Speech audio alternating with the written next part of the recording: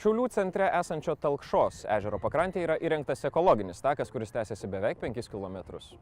Čia galite grožėtis nepaliesta gamta, o taip pat šiam kraštui būdingomis gyvūnų ir augalų rūšimis.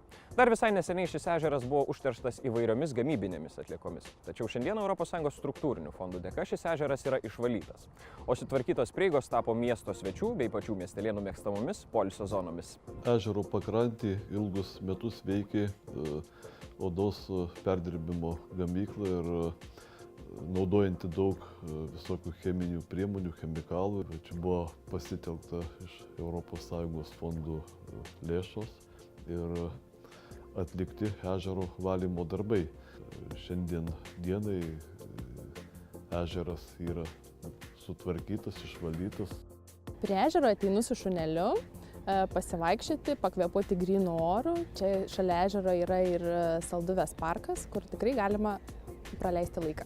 Labai smagu matyti daug miestiečių susirinkusių šitoje pakrantėje ir besidžiaugiančių gražių orų. Visada čia net pietų metu atėjus gali sutikti daug žmonių ir net nėra kur atsisėsti.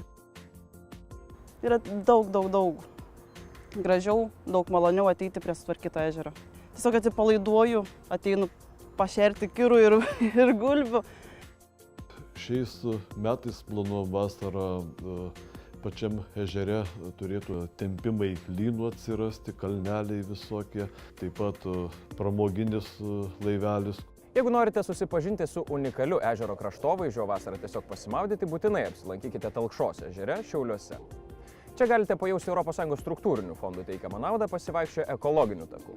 Čia taip pat galite pamatyti ir gyvūnų įrašytų į raudonąją knygą. Gerų jums įspūdžių!